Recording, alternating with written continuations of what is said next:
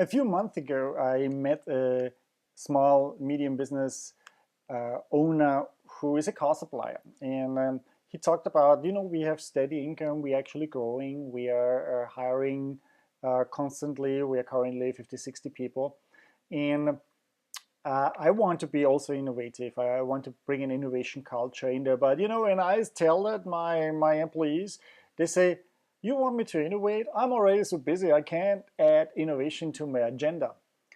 Well, that's basically what it says. You're doing the urgent things, but you're not doing the important things. It's like this cartoon that we see here.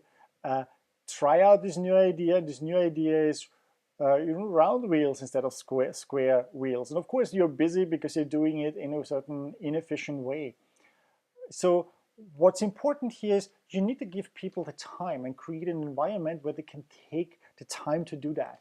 So uh, Eric Schmidt, now former Google CEO and now the executive chairman of Alphabet, the holding company of Google, Google is one part of that, uses what he calls a 70-20-10 rule. He says, 70% of my work is about core business tasks, the routine things, the things that keep the business running. Yeah? But 20% are projects that are related to the core business, that take basically more time, that maybe drive it into a new direction. And 10% of my time I spend on projects that are unrelated to my core business. And that is something that we don't often see. We often have 100% of core business tasks. We can be very, very busy, but still not doing really anything useful. We are doing that stuff that's urgent. I can, for example, go ahead and be very efficient by sorting my emails into categories, into the folders. But am I effective? Am I having impact? That's something that you have to think about. So with a 70-20-10 rule, this may be a first start to create a more innovative culture. John Cleese said, in order to foster creativity, you need space for a specific period of time. You need time to ponder. You need the confidence that you're not failing, that it is allowed to fail, that it is safe for you to fail, and you need humor in that. And why is John Cleese here doing that? Because in his business, of course, he has to be very creative. He has to come up with funny sketches, with funny lines. And he has been pondering a lot on how humor and how creativity works. And he said, one thing is definitely setting up a specific period of time. That means from 2 to 4, I'm working on creativity, on creative tasks. I'm not taking any calls. I'm not answering any emails. I'm not doing some little things that I know what I can do, that I can do them, but I'm taking those things where I'm unsure where it leads me. And it doesn't help if I know that I have to make this decision on Tuesday and today's Thursday and I make the decision today. No, I can ponder and I can take the time Friday, Saturday, Sunday, Monday to finally make the decision on Tuesday. That doesn't make me less decisive. I am decisive with that.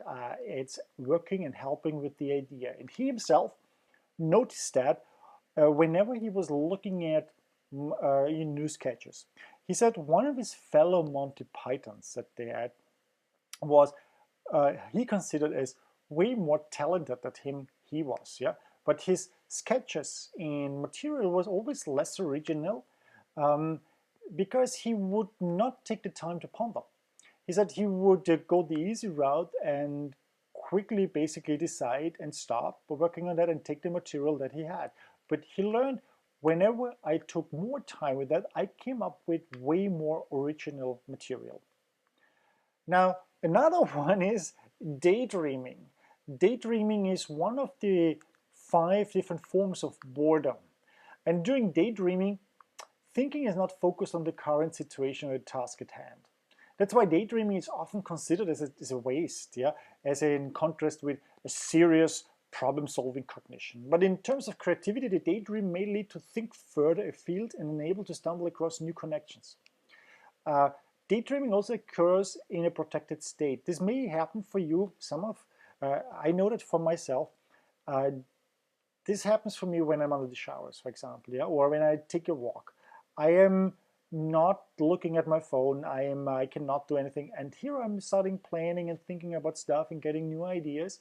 And and once I step out of the shower or come back, I know what I have to do.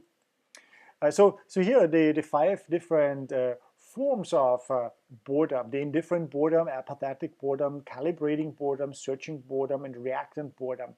The reactant boredom is I'm trying to, it's a negative emotion. This is when I'm stuck in a meeting and I'm bored and I cannot get out. The searching boredom is when let's do something. Yeah, what could we do now? Yeah, the calibrating boredom is more this daydreaming boredom. Yeah, the indifferent boredom is I don't want to. Just this may be just a relaxing one. This is a good one actually. And then the apathetic one is close to what we call depression, and that may be something that's really not good at all.